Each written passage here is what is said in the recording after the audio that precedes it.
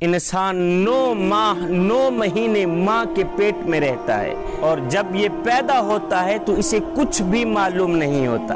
انسان تو 9 مہینے ماں کے پیٹ میں رہتا ہے، جبکہ مرغی کا بچہ کم دنوں ماں کے پیٹ میں رہتا ہے، تھوڑے دن انڈے میں رہتا ہے۔ مرغی کا بچہ کم دنوں میں پیدا ہوتے ہی انڈے سے باہر نکلتے ہی دانا چگنے لگ جاتا ہے، دانا چگنے لگ جاتا ہے۔ اسے پتا ہوتا ہے کہ میں نے کیا کھانا ہے کیا نہیں کھانا، کیا پینا ہے کیا نہیں پینا۔ دانا چگنے کا طریقہ یہ نہ ماں سے پوچھتا ہے نہ ہی باپ سے پوچھتا ہے، نہ ماں سکھاتی ہے نہ ہی باپ سکھاتا ہے، اور نہ ہی اسے پوچھنے کی ضرورت ہوتی ہے کہ کون سی چیز میرے فائدے مند ہے اور کون سی چیز میرے لیے نقصان ہے۔ مجھے بتاؤ تو صحیح، یہ میرے کریم رب کی قدرت کا کرشمہ نہیں ہے تو اور کیا ہے؟ اور اگر میں چوہے کی بات کروں، چوہا ماں کے پیٹ سے باہر نکلا، پہلا دن ہے، ماں کے پیٹ سے باہر نکلا، جب اسے بلی نظر آئی، بلی کو دیکھتے ہی یہ چوہے کا بچہ الٹے پاؤں واپس دوڑا۔ مجھے بتاؤ تو صحیح، اسے اتنا علم کس نے دیا ہے؟ اس کو کس نے بتایا ہے کہ بلی تیری دشمن ہے؟ الٹے پاؤں دوڑ جا، اپنی جان بچا لے، یہ تجھے مار ڈالے گی۔ مجھے بتاؤ تو صحیح، یہ علم اس کو کس نے دیا ہے؟ اللہ اکبر! ماں نے تو اسے سکھایا ہی نہیں، ماں کو تو وقت ہی نہیں ملا سکھانے کا، جبکہ ہمارے بچے آگ میں ہاتھ ڈال دیتے ہیں، گرم دودھ میں ہاتھ ڈال دیتے ہیں۔ 6 فٹ کے بستر پر ہم بچے کو سلاتے ہیں، ہمارا بچہ کبھی ادھر گرتا ہے کبھی ادھر گرتا ہے، کبھی دائیں گرتا ہے کبھی بائیں گرتا ہے، جبکہ بلی کے بچے کو اگر دیوار پہ بٹھا دو 5 گھنٹے بھی بیٹھا رہے گا، گرے گا نہیں۔ حضرت انسان لا علم پیدا ہوتا ہے، جاہل پیدا ہوتا ہے، کمزور پیدا ہوتا ہے، مگر طاقتور ہوتے ہی خود کو خدا سمجھنے لگ جاتا ہے۔ ہاں کمزور پیدا ہوتا ہے، مگر 4 دن کی مہلت پا کر حضرت انسان اپنی اوقات بھول جاتا ہے، اور جب انسان اپنی اوقات بھول جاتا ہے پھر اسے اتنا پتہ بھی نہیں رہتا کہ مٹی کا کھلونا جیتے جی تو بہت شور مچاتا ہے، لیکن جب مرتا ہے تو مر ہی جاتا ہے۔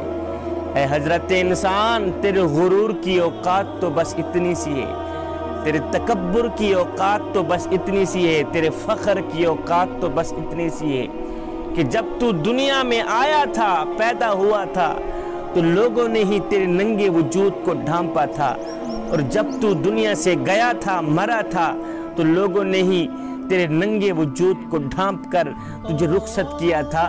تو غرور کس بات کا کرتا ہے؟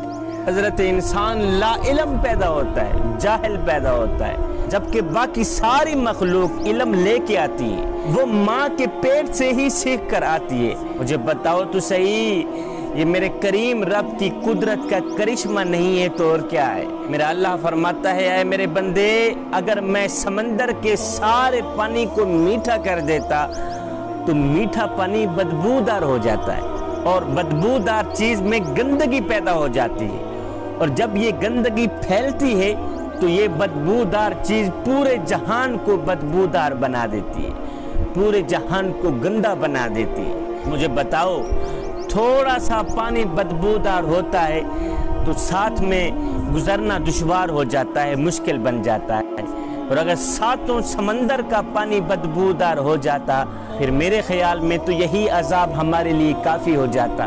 لیکن سنو، میرے اللہ نے تمہارے لیے پانی کو کڑوا کر دیا، پانی میں نمک ڈال دیا ہے تاکہ تمہیں کسی قسم کی تکلیف نہ پہنچے۔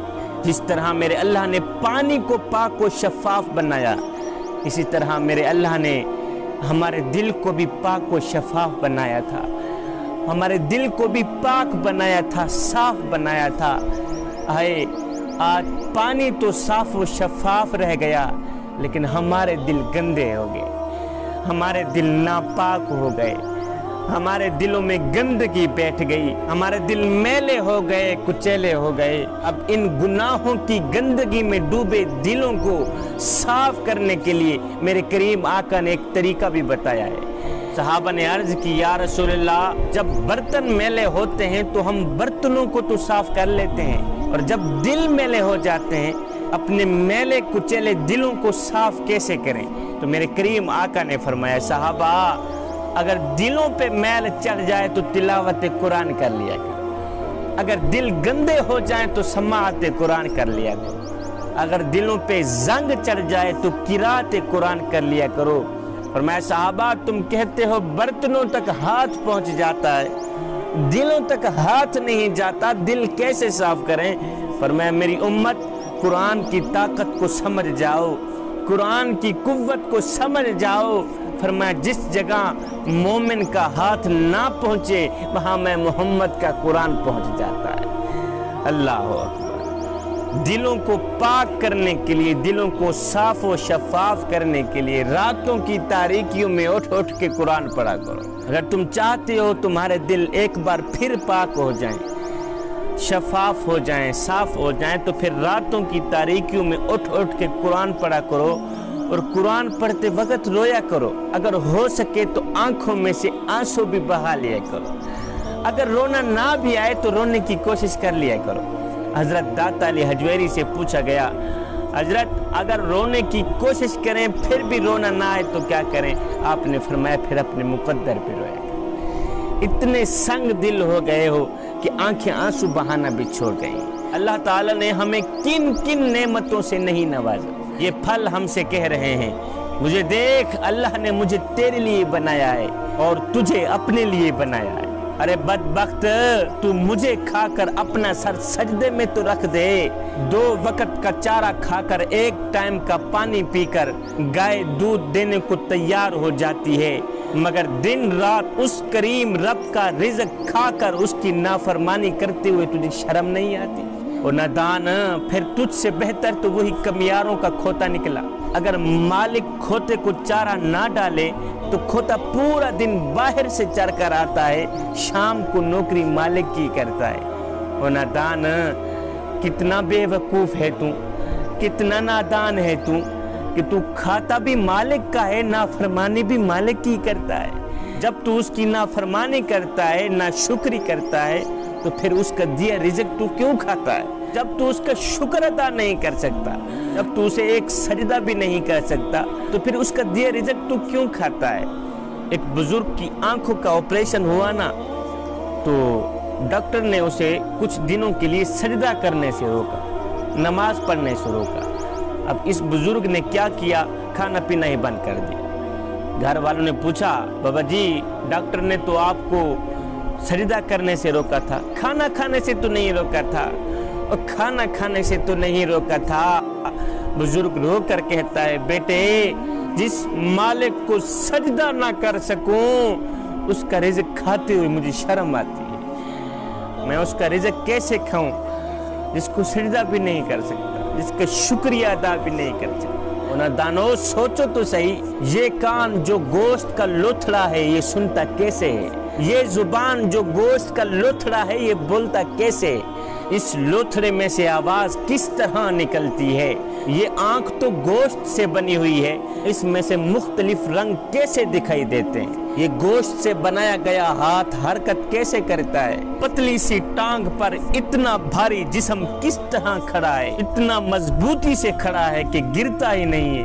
اور جوانو خدا کے لیے ان نعمتوں کا شکریہ ادا کرو، لوٹ آؤ اللہ کی طرف جو تم سے پیار کرتا ہے، ہائے لوٹ آؤ اللہ کی طرف جو تم سے محبت کرتا ہے، لوٹ آؤ اس مالک کی چوکھٹ پر جو تم سے 1 ماہ سے نہیں 70 ماہوں سے بھی زیادہ محبت کرنے والا ہے۔ ایک حدیث میں آتا ہے میرے بندو تم جس سے محبت کرتے ہو اس کی محبت بھی فانی، اس کا محبوب بھی فانی، اور جو اللہ سے محبت کرتا ہے اس کی محبت بھی باقی، اس کا محبوب بھی باقی۔ جوانو جو چیز اللہ کو پسند ہے وہ تمہیں بھی پسند ہونی چاہیے، اور جو چیز اللہ کو ناپسند ہے، جو چیز اس کے رسول کو ناپسند ہے وہ تجھے بھی ناپسند ہی ہونی چاہیے۔ تجھے اس چیز کے قریب نہیں جانا چاہیے کیونکہ یہ چیز اللہ اور اس کے رسول کی ناپسندیدہ چیز ہے۔ ہم ایک لمحے کے لیے اپنے اندر اتریں، ہم ایک لمحے کے لیے اپنے باطن پہ اتریں اور سوچیں کہ ہمارا کیا کیا حضور کو پسند ہے، ہمارا کیا کیا اللہ کو پسند ہے، کیا کیا اس کے رسول کو پسند ہے، مدینے کی گلی سے میرے کریم نبی کا گزر ہوا نا، میرے نبی نے دیکھا ایک خوبصورت مکان بن رہا تھا، عالی شان مکان بن رہا تھا۔ میرے نبی نے دیکھا، پوچھا میاں یہ کس کا مکان بن رہا؟ کسی نے کہا جی فلاں انصاری کا مکان بن رہا، فلاں انصاری کا مکان بن رہا۔ خیر میرے حضور آگے چلے گئے، کسی نے پیچھے اس انصاری کو کہا میاں تیری گلی سے حضور کا گزر ہوا تھا، حضور نے تیرے مکان کو دیکھا تھا، حضور کا چہرہ بتا رہا تھا کہ تیرا مکان حضور کو پسند نہیں آیا۔ اس نے کہا اچھا میرا مکان میرے کریم آقا کو پسند نہیں آیا؟ کہا نہیں آیا۔ اب اس انصاری نے کیا کیا؟ کدال اٹھایا، مکان کو مٹی کے برابر کر دیا، مٹی کے ساتھ مٹی کر دیا۔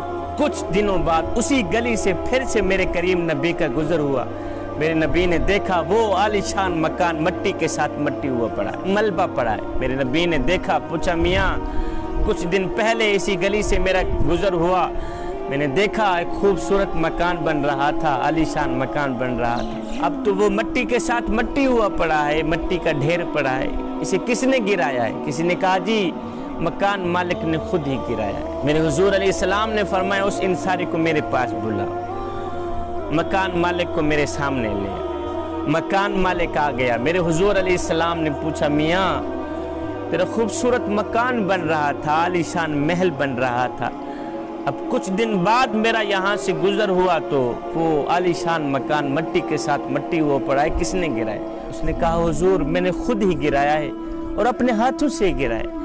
میرے حضور علیہ السلام نے فرمایا میاں تو نے کیوں گرایا؟ میاں تو نے کیوں گرایا ہے؟ جب مکان گرانے کی میرے آقا نے وجہ پوچھی تو یہ صحابی رو کر کہتا ہے حضور میں نے سنا تھا کہ میرا مکان آپ کو پسند نہیں تھا، گرایا اس لیے ہے کہ میں نے سنا تھا میرا مکان آپ کو پسند نہیں تھا۔ ہم ایک لمحے کے لیے اپنے اندر اتریں، ہم ایک لمحے کے لیے اپنے باطن پہ اتریں اور سوچیں کہ کیا ہاتھ لہرانے سے حضور کی محبت کا حق ادا ہو جاتا ہے؟ کیا بلند آواز سے نعرے لگانے سے اللہ کی اور اس کے رسول کی محبت کا حق ادا ہو جاتا ہے؟ کیا بریانیاں بنا کر لوگوں کو کھلانے سے حضور کی محبت کا حق ادا ہو جاتا ہے؟